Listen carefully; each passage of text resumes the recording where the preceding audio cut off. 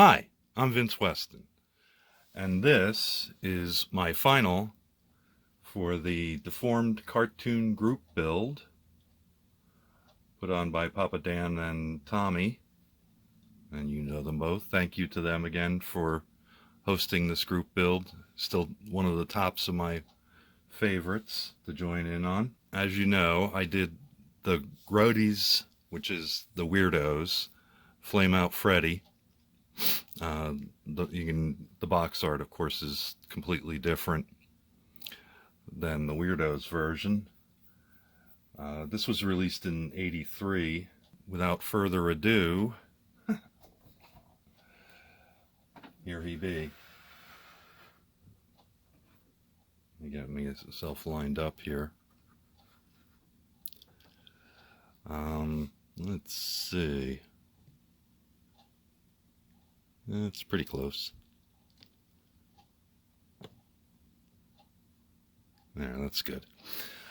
Okay, so to start out with, I primed his faithful plain old flame out in black because I knew I was going to put a metal over the top, and I primed him, Freddy himself, in white because I figured between the eyes and the helmet I wouldn't have to paint them any further than that, which I didn't. So then old Flame Out got painted with this cheap can of spray enamel aluminum. Came out pretty well. I'm kind of happy with it. It's a really old can. Freddy himself is pretty much done with craft acrylics, and so that's that. I did prime the inside of his mouth with, well, his inside with brown primer, which is a red brown. The balloons were painted with silver, and then I used some of my Tamiya clears like yellow, blue, and red, to paint him up with. The only addition that makes him a modified box stock is his eye covers there. That I made out of a piece of acetate, and then use this Testors Model Master clear green on it. It's a little thick, and so there's a little bit of streaking.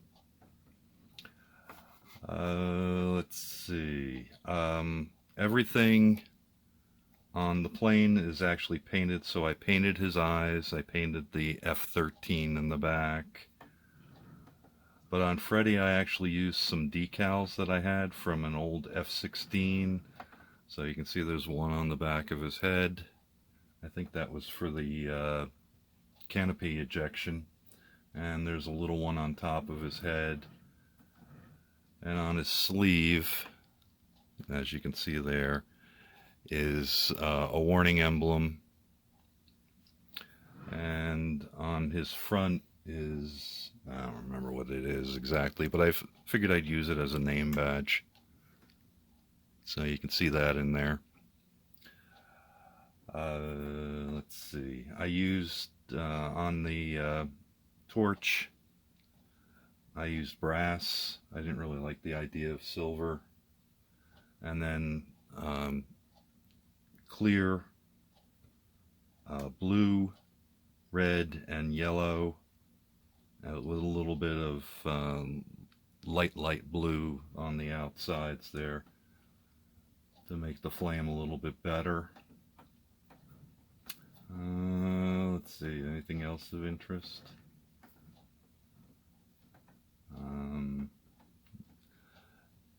You can, let's see, I'll bring him in a little closer. And my ring light has died, so can't quite see inside his mouth, but yes, it is. And also, I painted a nose on him to go with his eyes. The eyes aren't exactly the same design as the originals.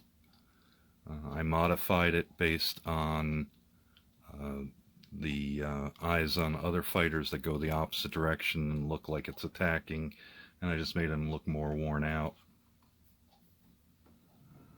Anything else of interest? That's about it. So, short and sweet.